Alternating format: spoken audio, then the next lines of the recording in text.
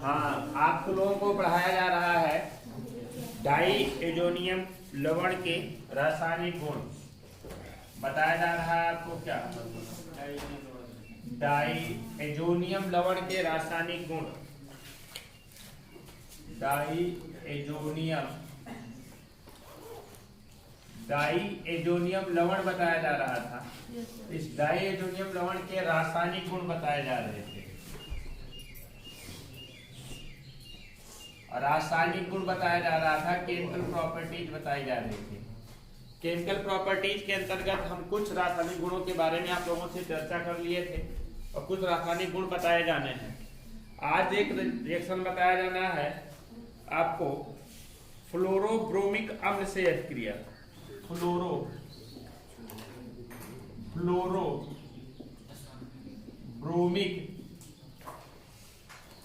अम्ल से अभिक्रिया। फ्लोरोब्रोमिक अम्ल से अभिक्रिया या इसी अभिक्रिया का एक नाम दिया जाता है, इसका नाम होता है क्या, सीमान अभिक्रिया।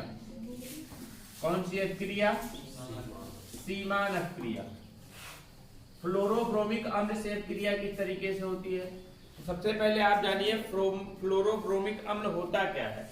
इसका सूत्र क्या होता है, HBrF4। ये क्या होता है, फ्लोरोब्रोमिक अम्ल, सॉरी HBF4 इसे क्या कहते हैं हम, फ्लोरोब्रोमिक अम्ल कहा जाता है। बेंजीन डाइएजोनियम क्लोराइड की क्रिया, मतलब डाइएजोनियम लवण की क्रिया फ्लोरोब्रोमिक अम्ल से के साथ कराते हैं तो एक माध्यमिक उत्पाद बनता है। किस तरीके से आपको पता होना चाहिए। बेंजीन डाइएजोनियम क्लोराइड का फार्मूला क्या होता है, C6H5N2Cl। इसकी क्रिया HBF4 से करा देते हैं। HBF4 से करा देते हैं तो यहां से निकल क्या जाता है, आपका HCl निकल जाता है और प्राप्त हो जाता है क्या, C6H5N2BF4। N2BF4 का निर्माण हो जाता है, मतलब क्लोरीन के स्थान पर BF4 जाकर के जुड़ जाता है। इसका नाम क्या हो जाएगा, बेंजीन डाइएजोनियम फ्लोरोब्रोमिक अम्ल, है ना। अब क्या करेंगे, अगर हम इसको पुनः गर्म कर देते हैं, इसको और गर्म कर देते हैं, इसको गर्म करने पर क्या हो जाता है, यहां से BF3 निकल जाता है, नाइट्रोजन निकल जाता है और C6H5F की प्राप्ति होती है। देखिए C6H5F निकलेगा, C6H5F plus N2 plus BF3। आपको पता होना चाहिए ये क्या है, फ्लोरोबेंजीन। जिस तरीके से होता क्या है फ्लोरोबेंजीन, C6H5Cl जिस तरीके से होता है उसी तरीके से क्या है, इसको कहते हैं फ्लोरोबेंजीन। से क्या कहेंगे हम, फ्लोरोबेंजीन कहेंगे। किसकी प्राप्ति होती है, फ्लोरोबेंजीन की प्राप्ति होती है। तो देखिए फ्लोरोब्रोमिक अम्ल से अभिक्रिया किस तरीके से होती है, ये है क्या आपका benzene diazonium chloride. Benzene diazonium chloride की अभिक्रिया HBF4 के साथ करा देते हैं। HBF4 के साथ करा देते हैं कि योगात्मक यौगिक प्राप्त होता है। इस योगात्मक यौगिक को गर्म कर देते हैं तो फ्लोरोबेंजीन का निर्माण होता है। इस अभिक्रिया को कौन सी अभिक्रिया कहते हैं हम, सीमान अभिक्रिया के नाम से जाना जाता है। कौन सी अभिक्रिया, सीमान अभिक्रिया के नाम से। ये तो था फ्लोरोब्रोमिक अम्ल के साथ अभिक्रिया। अब पढ़ना है आप लोगों को आपको पढ़ना है आप सैंडमायर अभिक्रिया। कौन सी अभिक्रिया पढ़नी है, ये अभिक्रिया सैंडमायर अभिक्रिया आपको बताई गई है, बट यहाँ पर डाइएजोनियम क्लोराइड में सैंडमायर अभिक्रिया के बारे में बताना है। वहां भी डाइएजोनियम क्लोराइड के साथ ही बताया गया था। अगली अभिक्रिया कौन सी पढ़नी है आपको, सैंडमायर अभिक्रिया। दूसरी बार या तीसरी बार बता रहे हैं इस अभिक्रिया को हम। सैंडमायर अभिक्रिया किसे कहा जाता है, बेंजीन डाइएजोनियम क्लोराइड को यदि हम गर्म कर देते हैं क्यूप्रिक क्लोराइड और हाइड्रोक्लोरिक अम्ल में, बेंजीन डाइएजोनियम क्लोराइड की बात करते हैं C6H5N2Cl, इसको गर्म कर देते हैं किसमें, CuCl में, आवधिक HCl में, है ना। CuCl और HCl में इसको गर्म कर देते हैं तो यहां से क्या निकल जाता है, यहां से निकल जाएगा आपका, देखिए क्या प्राप्त हो जाएगा, C6H5Cl, HCl और N2, मतलब बनेगा क्या, देखिए C6H5Cl plus N2 plus HCl, ये क्या है, क्लोरोबेंजीन का निर्माण होता है। इसी तरीके से बेंजीन डाइएजोनियम ब्रोमाइड को गर्म करते हैं हम, C6H5N2Br, बेंजीन डाइएजोनियम ब्रोमाइड को गर्म करते हैं, यहाँ पर लगेगा क्या, CuBr ऑब्लिक HBr लगेगा, HBr लगेगा, फिर वही होगा, N2 निकल जाएगा और यहाँ पर ब्रोमीन की प्राप्ति हो जाए, मतलब बनेगा क्या, C6H5Br plus N2 plus HBr, यही बनेगा ना, इसको क्या बोलेंगे हम, ब्रोमोबेंजीन। यही नहीं, अगर हम क्या करें, C6H5N2 C6H5N2 यहाँ पर Cl लगा देंगे तो भी एक क्रिया होगी, यहाँ Cl लगाएंगे तो निकल जाएगा क्या, आप यहाँ से जानते हैं, HCl। Benzene diazonium chloride, benzene diazonium chloride की एक क्रिया अगर हम करा दें CuCl ऑब्लिक HCl की प्रेजेंस में, तो क्या निकल जाएगा आपका, यहाँ से HCl और Cl समूह जाकर के इसके साथ जुड़ जाएगा और नाइट्रोजन निकल जाएगा और प्राप्त हो जाएगा क्या आपका, C6H5Cl plus N2 plus HCl ना, ये क्या है, बेंजीन साइनाइड। इसे, इस सारी क्रियाओं को कौन सी क्रियाएं कहते हैं, साइंडमायर क्रिया। जब हमने आपको पढ़ाया था क्लोरोबेंजीन की निर्माण की विधि, फॉर्मेशन ऑफ क्लोरोबेंजीन, तो वहां पर इस क्रिया के बारे में चर्चा किया गया था और सिर्फ बताया गया था यही साइंडमायर क्रिया है, लेकिन ध्यान दीजिए इसको भी हम साइंडमायर क्रिया कह सकते हैं, इसको भी हम साइंडमायर क्रिया कह सकते हैं। ये सभी एक क्रिया कौन सी क्रिया कहलाती है, साइंडमायर क्रिया कहलाती। अगला पढ़ना है आप लोगों को गाटर मानक क्रिया। गाटर मानक क्रिया भी आप लोगों को पढ़ाई गई है क्लोरोबेंजीन बनाने में। साइंडमायर क्रिया, गाटर मानक क्रिया लगभग एक समान होती है, बट यहाँ पर CuCl और HCl का प्रयोग किया गया था, वहां पर सिर्फ कापर के चूर्ण का प्रयोग किया जाएगा बस। किस तरीके से होती है गाटर मानक क्रिया, गाटर मानक क्रिया। गाटर मानक क्रिया में क्या होता है, आइए देखते हैं गाटर मानक क्रिया में क्या होता है। बेंजीन डाइएजोनियम क्लोराइड, देखिए C6H5N2Cl, इसको हम डायरेक्ट भेज देते हैं किस पर, कापर के चूर्ण पर, कापर के चूर्ण पर इसको भेज दिया जाता है, तो क्या निकल जाएगा, यहां से कापर चूर्ण पर भेजेंगे तो N2 निकल जाएगा, C6H5Cl की प्राप्ति हो जाएगी, C6H5Cl प्लस N2 मतलब नाइट्रोजन गैस। इसको तो जानते ही हो क्या है, क्लोरोबेंजीन। इसी तरीके से बेंजीन डाइएजोनियम ब्रोमाइड की क्रिया करा देते हैं, गर्म कर देते हैं, C6H5N2Br, इसको हम किस पर प्रभावित कर देते हैं, कापर चूर्ण पर। यहाँ लिखिएगा क्या, चूर्ण है जी, ये चूर्ण, कापर चूर्ण पर, तो यहाँ से निकल जाएगा C6H5Br प्लस N2, निकलेगा क्या, C6H5Br और प्लस क्या, इसका नाम ब्रोमोबेंजीन। एक गाटर मानक क्रिया और हो सकती है, क्या हो सकती है ये देखते हैं। देखिए बेंजीन डाइएजोनियम क्लोराइड लेते हैं, C6H5N2Cl लेते हैं, इसके क्रिया KCl के साथ करा दें, किसके साथ कराएं, KCl के साथ। KCl का मतलब क्या, पोटेशियम साइनाइड के साथ करा दें, KCl पोटेशियम साइनाइड के साथ करा दें, बट यहाँ पर लगा दें क्या, हम जिंक चूर्ण लगा दें, तो क्या निकल जाएगा यहाँ से, तो कापर चूर्ण, कापर का चूर्ण लगा दें, फिर क्या निकल जाएगा, KCl निकल जाएगा, फिर N2 अलग हो जाएगा, नाइट्रोजन अलग हो जाएगा, C6H5Cl प्राप्त हो जाएगा, C6H5Cl plus N2 plus KCl। ये क्या है, बेंजीन साइनाइड। इन सभी क्रियाओं को कौन से क्रिया कहते हैं, गाटर मानक क्रिया के नाम से जाना जाता है। ये गाटर मानक क्रिया है। अभी तक हमने आप लोगों को 3 टाइप्स की क्रियाएं बताई।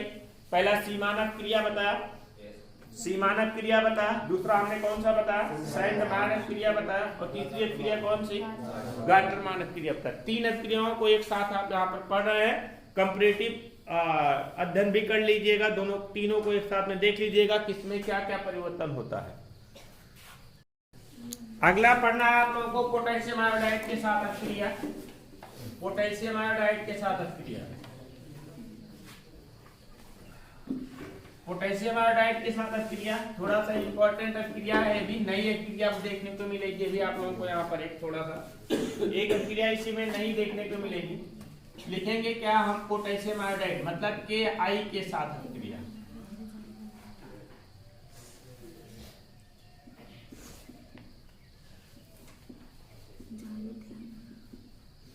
पोटेशियम आयोडाइड के साथ अभिक्रिया, पोटेशियम आयोडाइड के साथ अभिक्रिया किस तरीके से होती है?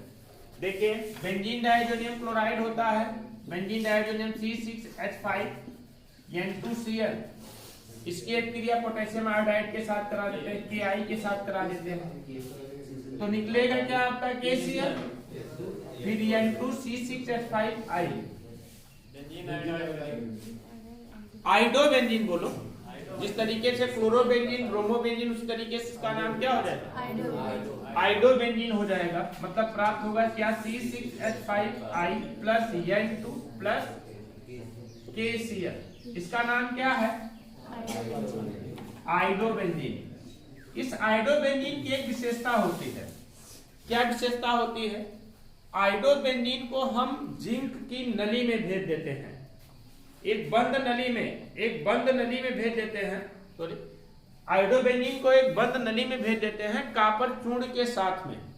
ध्यान से समझिए हमारी बात को, आइडोबेंजीन को एक बंद नली में कॉपर चूर्ण के साथ भेज देते हैं, तो आइडोबेंजीन में बेंजीन रिंग आपस में जुड़ जाते हैं, बेंजीन रिंग आपस में जुड़ जाते हैं। इस तरीके से क्रिया होती है। देखिए आइडोबेंजीन को हम स्ट्रक्चर, आइडोबेंजीन का हम स्ट्रक्चर बनाने का प्रयास करेंगे। ये आइडोबेंजीन है, आई है ना, आइडोबेंजीन है कि नहीं? ये कॉपर के साथ अभिक्रिया करेगा, किसके साथ? कॉपर के साथ अभिक्रिया करेगा। इसके 2 मॉलिक्यूल्स लगेंगे कॉपर के, 2 मॉलिक्यूल्स लगेंगे प्लस आई, एक आइडोबेंजीन का एक मॉलिक्यूल्स और यहां पर देखिए, दोनों आइडोबेंजीन है, ये भी आइडोबेंजीन है, ये भी आइडोबेंजीन है, और यहां से निकल क्या जाएगा आपका 2CuI। ये रिएक्शन किसकी याद दिलाता है, किस अभिक्रिया के समान हो रही है?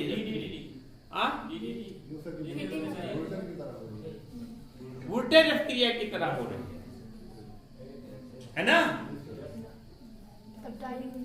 तो क्या बन जाएगा यहाँ पर, डाइफेनिल, डाइफेनिल बनेगा क्या, 2CuI, और ये फेनिल समूह जाकर के एक दूसरे के साथ क्या हो जाते हैं, जुड़ जाते हैं,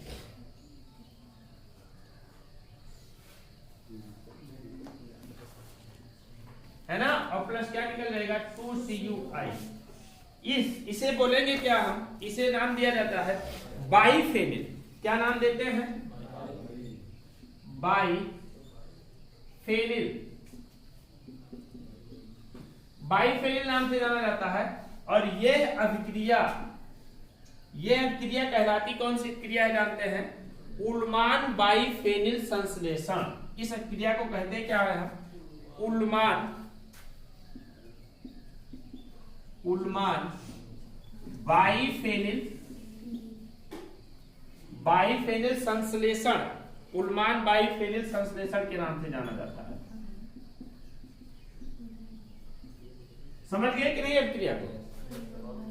उल्मान बाइफेनिल संश्लेषण के नाम से जाना जाता है इस अभिक्रिया को। ये है क्या आपका आइडोबेंजीन, ये है आपका आइडोबेंजीन। इसको हम एक नली में भेज देते हैं, किसके साथ में? कॉपर चूर्ण के साथ में। तो बन जाता है क्या आपका, बाइफेनिल बन जाता है। और इस अभिक्रिया को, बाइफेनिल निर्माण होने की प्रक्रिया क्या कहलाती है? उल्मान बाइफेनिल संश्लेषण अभिक्रिया कहलाती है। यही क्रिया हम बताने चाह रहे थे आप लोगों के लिए। ये अभिक्रिया नहीं है, ये पहली बार आई है और ये कभी मिलेगी भी नहीं अब आप लोगों को। पूरे सिलेबस में यहाँ पर अब आपको ये अभिक्रिया कभी नहीं मिलेगी। जनरली लोग जान जाते हैं, जनरली लोग यही जानते हैं कि यहाँ पर अगर हम क्या लगा दिए होते, सोडियम लगा देते तो क्या हो जाता है, ये वोटर अभिक्रिया हो जाती है। बट यहाँ पर ईथर लगता, शुष्क ईथर लगता तो वोटर अभिक्रिया होती। और फिर यहीं पर देखिए, अगर यहाँ पर लगा देते हैं हम क्लोरोबेंजीन, यहाँ पर लगा देते क्या, यहाँ पर क्लोरोबेंजीन लगा देते, यहाँ पर क्या मेथिल क्लोराइड लगा देते, और फिर किसके साथ गर्म करते, सोडियम के साथ गर्म करते। तो उस अभिक्रिया कौन सी क्रिया कहते हैं? वोल्टेज फिटिंग अभिक्रिया। बुटेट फिटिंग अपक्रिया हो जाती है, बुटेट फिटिंग अपक्रिया होती है। एक अपक्रिया और याद करिएगा आप लोग, हमने बताया था कापर लगाने पर भी एक अपक्रिया हमने कराई थी, उसको भी देखेगा वो कौन सी अपक्रिया कहलाती है। बट यहाँ पर आप लोग जानिए इसे बोला जाता है बाइफेनिल संश्लेषण के नाम से जाना जाता है। नोट, लास्ट रिएक्शन पढ़नी है इसकी युग्मन अपक्रिया, हटा रहे हैं इसको। युग्मन अपक्रिया, युग्मन अपक्रिया 3 यौगिकों के साथ कराई जाएंगी। इसमें युग्मन अपक्रिया के बारे में चर्चा करते हैं थोड़ा सा। देखिए पढ़ते हैं हम कौन सा, युग्मन अपक्रिया। युग्मन अपक्रिया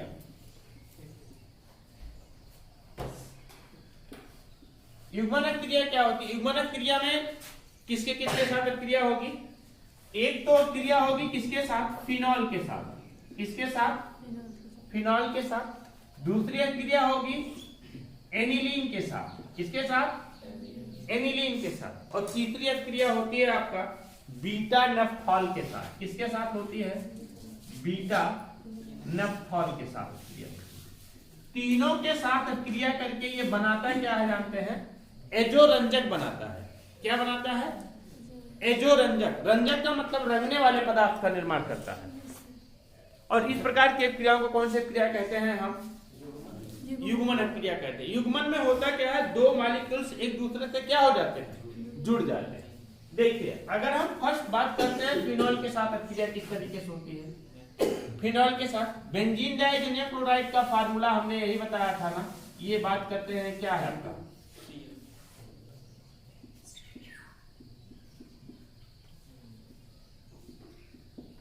यही होता है ना, ये होता है बेंजीन डाइअमोनियम क्लोराइड। देखिए C6H5N2Cl।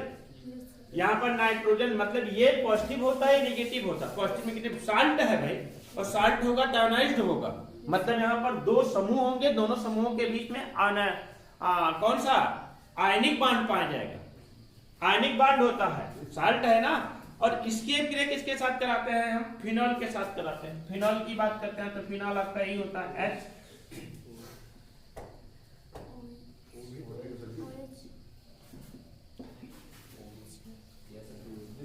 फिनॉल ये भी तो है भाई, हमने हाइड्रोजन को यहाँ नहीं लगाया, अलग करके दिखा दिया, तो यहाँ से निकल क्या जाएगा आपका?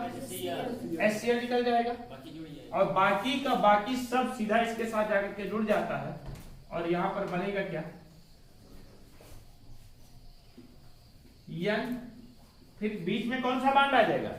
डबल बांड आ जाएगा। और फिर नाइट्रोजन बांड क्या निकल जाएगा आपका?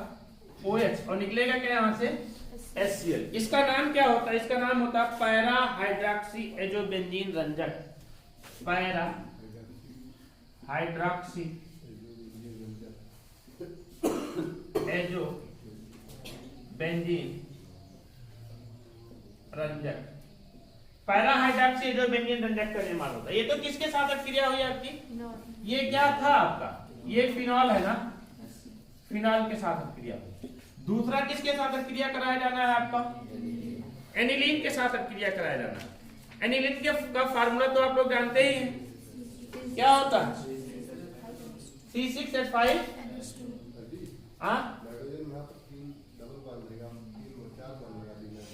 कहाँ 4 बन रहा है?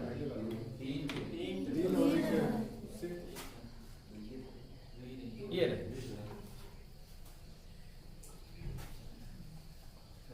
Para hydroxy azobenzene. देखते हैं क्या किसके साथ? एनिलीन के साथ क्रिया करा देते हैं। एनिलीन के साथ कराते हैं, रिंग नहीं बनाते हैं, सीधा सीधा करा देते हैं। रिंग नहीं बनाते, सीधा सीधा करा देते हैं। C6H5 N2Cl और प्लस किसके साथ? एनिलीन के साथ। एनिलीन का फार्मूला क्या हो जाता है? C6H5 NH2 ना, तो C6H4 NH2। देखिए हाइड्रोजन हमने अलग करके यहाँ पर लिख दिया। यहाँ से बन क्या जाएगा आपका? HCl। फिर प्राप्त क्या हो जाएगा आपका? C6H5 N double bond N bond क्या C6H5NH2 प्लस HCl। समझ रहे हैं ना? बनेगा कि नहीं बनेगा? इसका नाम क्या हो जाएगा? Para hydroxy azobenzene, para amine, hydroxy नहीं एमीन समूह लग गया जी। तो बनेगा क्या? Para amine azobenzene, para amine azobenzene रंजक का निर्माण होता है। एक अभिक्रिया और कराई जानी है आपकी, किसके साथ? बीटा नफ्थॉल के साथ। बीटा नफ्थॉल के साथ BC अभिक्रिया देखिए, बीटा नफ्थॉल के साथ अभिक्रिया किस तरीके से होती है देखिए। बीटा नफ्थॉल के साथ किस तरीके से अभिक्रिया होती है? C6H5N2Cl है ना, इसकी अभिक्रिया बीटा नफ्थॉल के साथ करा देते हैं।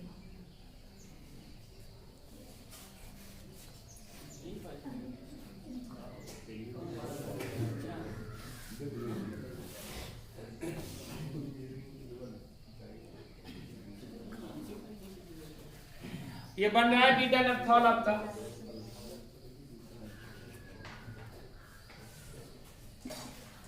यहां पर OH जुड़ेगा, इसे बोलेंगे क्या हम? बीटा नफ्थॉल। बीटा नफ्थॉल के साथ अभिक्रिया होती है तो यहां से निकल क्या जाता है? ये समूह जाकर के सीधा सीधा इसके साथ जुड़ जाएगा, यहां पर इसके साथ सीधा सीधा जुड़ जाता है और प्राप्त क्या होता है देखिए, C6H5N2 बाई, जगह ही नहीं, इसको लिख लीजिएगा, अभी हम बता देते हैं बनेगा क्या।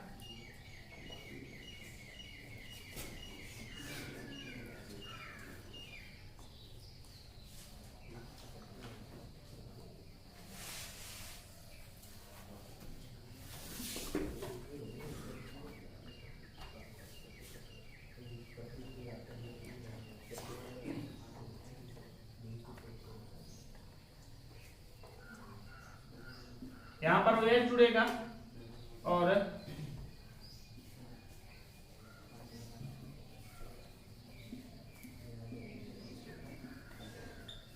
ये बनेगा। समझ आया? इसको बोलेंगे क्या हम? फेनिल एजो बीटा नफ्थॉल रंजक, फेनिल एजो बीटा नफ्थॉल रंजक का निर्माण होता है। देखिए ये है क्या? बेंजीन डाइअमोनियम क्लोराइड, ये क्या है आपका? बीटा नफ्थॉल है। बीटा नफ्थॉल के साथ अभिक्रिया होती है तो फेनिल एजोबेंजीन बीटा नफ्थॉल रंजक का निर्माण होता है। ये अभिक्रिया युग्मन अभिक्रिया कहलाती है, सभी अभिक्रिया युग्मन अभिक्रिया कहलाती हैं। सभी को नोट कर लीजिएगा। ये चैप्टर समाप्त हुआ। कल से हम पढ़ाएंगे आप लोगों को कार्बोहाइड्रेट नहीं जैव अणु के अंतर्गत जो यूनिट होगा सबसे पहले वही पढ़ाया जाएगा, मॉलिक्यूलर बायोलॉजी कल पढ़ाया जाएगा, जैव अणु।